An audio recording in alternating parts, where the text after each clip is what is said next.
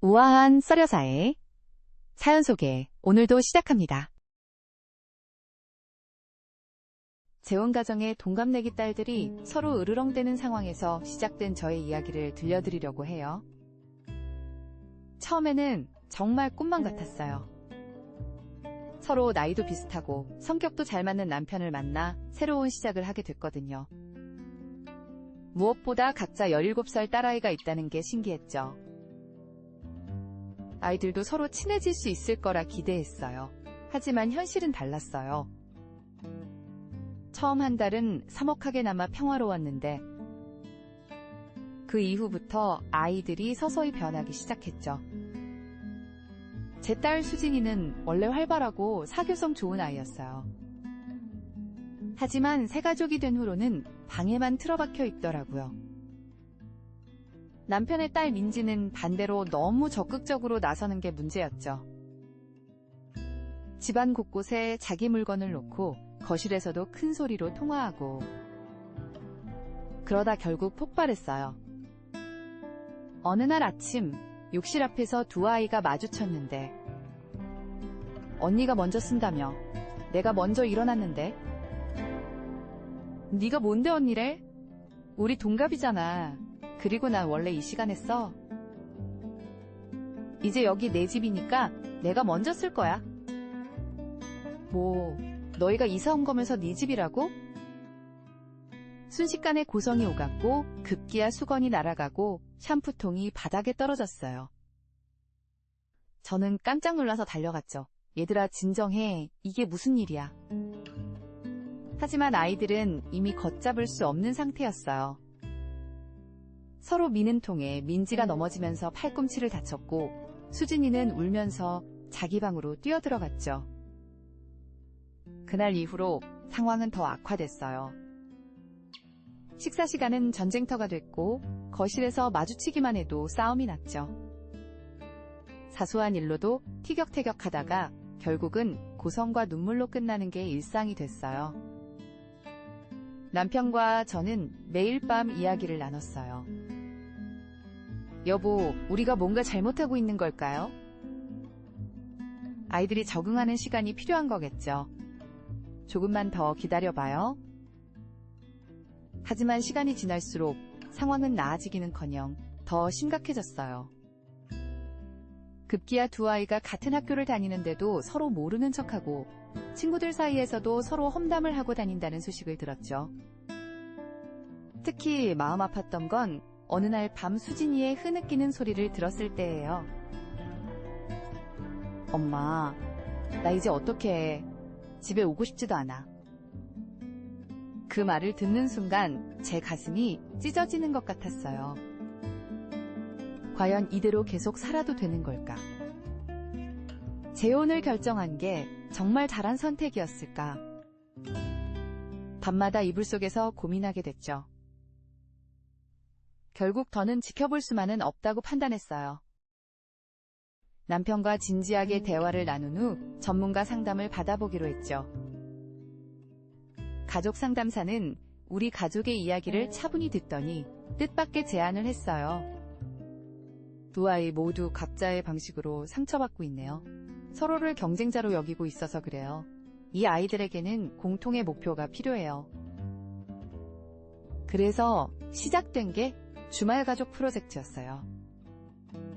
처음에는 아이들이 한사코 거부했지만 대학 입시를 앞둔 상황이라 진로 탐색이라는 명목으로 겨우 설득했죠.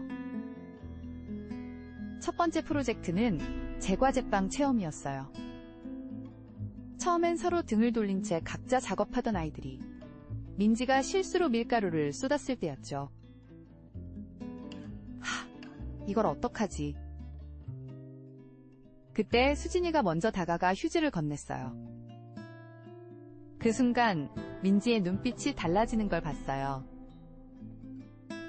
두 번째는 미술관 관람이었는데 뜻밖의 사건이 발생했죠. 다른 관람객이 실수로 민지의 발을 밟았는데도 사과는커녕 오히려 큰 소리를 치는 거예요. 야, 네가 지나가는 사람 길을 막고 서 있었잖아. 그때였어요. 늘 조용하던 수진이가 앞으로 나서더니 죄송하지만 저희 동생이 그림 설명을 읽고 있었거든요. 관람객이 멈춰서 작품을 보는 건 당연한 거 아닌가요? 민지의 눈이 휘둥그레졌어요.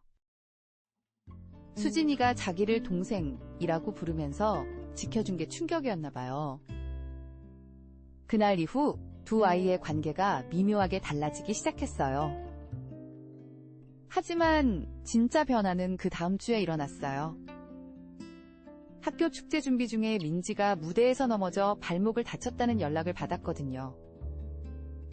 급히 병원으로 달려갔는데 놀랍게도 수진이가 이미 민지 곁을 지키고 있었어요. 알고 보니 사고 소식을 듣자마자 제일 먼저 뛰어왔다더군요. 언니가 걱정돼서 내가 먼저 와 있었어. 방금 나 언니라고 불렀어? 그래, 이제 우리 자매잖아. 그 순간 민지의 눈에서 눈물이 흘렀어요. 수진이도 울컥했는지 고개를 숙였고 저도 모르게 눈물이 났죠. 하지만 이런 감동적인 순간도 잠시. 다음 날 뜻밖의 소식이 날아왔어요. 두 아이가 같은 대학, 같은 학과에 지원했다는 사실을 알게 된 거예요. 처음에는 또 다른 갈등의 시작이 아닐까 걱정됐어요. 같은 과에 지원했다는 소식을 들은 순간 가슴이 철렁 내려앉더라고요. 하지만 이번에는 달랐어요. 엄마, 저희가 상의하고 결정했어요. 같이 공부하면 더 도움이 될 것 같아서. 맞아요. 이제 서로 의지하면서 열심히 준비할 거예요. 두 아이의 눈빛에서 진심이 느껴졌어요. 서로를 견제하던 예전과는 완전히 다른 모습이었죠. 그때부터 거실은 두 아이의 공부방이 됐어요. 늦은 밤까지 서로 모르는 문제를 가르쳐주고 간식도 나눠 먹으며 공부하는 모습을 보니 제 마음도 따뜻해졌죠. 결과 발표날 두 아이는 손을 꼭 잡고 컴퓨터 앞에 앉았어요. 그리고 기적처럼 두 아이 모두 합격. 서로를 부둥켜 안고 펑펑 울더라고요. 언니, 우리 진짜 같이 대학 가게 됐어. 민지야, 너랑 같이 가서 너무 좋아. 지금은 두 아이가 같은 과, 동기로 대학 생활을 하고 있어요. 가끔 학교에서 찍은 사진을 보내오는데 둘이 꼭 붙어 다니는 모습이 친자매 같아요.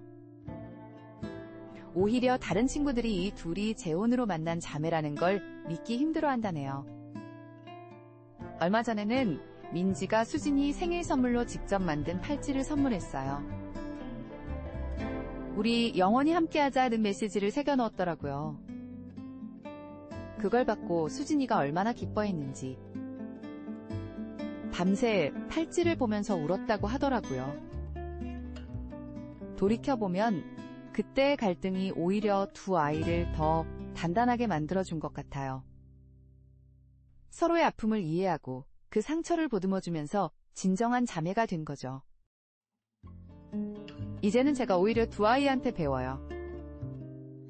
가족이란 건 피보다 마음으로 만들어진다는 걸.